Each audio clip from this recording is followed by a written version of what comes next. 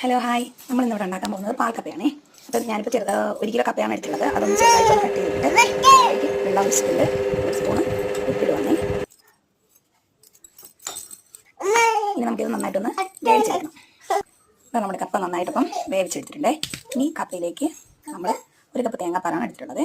തേങ്ങാപ്പാൽ ഒഴിച്ച് കൊടുക്കാം.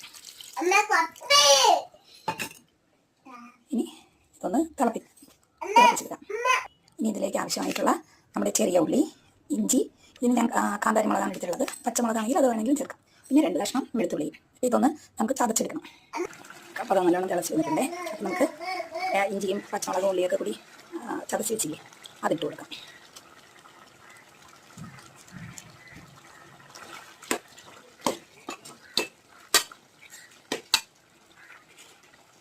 ഇനി ഇതിനകത്തേക്ക് 1/4 പാൽ ചേർത്ത് കൊടുക്കാവേ.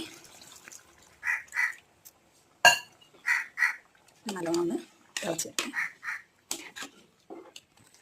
കപ്പ നല്ലോണം ഒന്ന് കുറുകി വന്നിട്ടുണ്ടേ. ഇനി നമുക്കിതിലേക്ക് കടുക് വറുത്ത് ഒഴിച്ചു കൊടുക്കാം. കുറച്ച് കടുകിട്ട്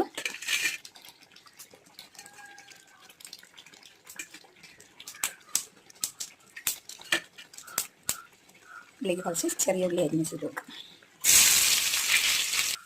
ഉള്ളി നല്ലോണം ഒന്ന് ചുവന്ന് വന്നിട്ടുണ്ടേ. ഇനി കുറച്ച് പച്ചമുളക് ഇട്ട് കൊടുക്കാം. കുറച്ച് കറിവേപ്പില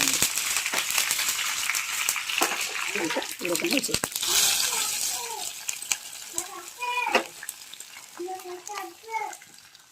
അപ്പം നമ്മുടെ പാൽക്കപ്പ ഇവിടെ റെഡി ആയിട്ടുണ്ട്. ഇത് നമുക്കിപ്പോൾ കറിയൊന്നും ആവശ്യമില്ല. വേണമെന്നുള്ളവർക്ക് ചിക്കനോ മീൻ കറിയോ ഒക്കെ ഒഴിച്ചിട്ട് കഴിക്കാനുള്ളതാണ്. ഒന്നും ഇല്ലാണ്ടായാലും സൂപ്പർ ടേസ്റ്റാണ്. അപ്പോൾ എല്ലാവരും ട്രൈ ചെയ്ത് നോക്കണം. ഞാനിതിൻ്റെ കൂടെ ഇവിടെ ഞാൻ ഇന്നലെ ചൂര മീൻ മേടിച്ചായിരുന്നു. അതിൻ്റെ തലയാണ് മേടിച്ചത്.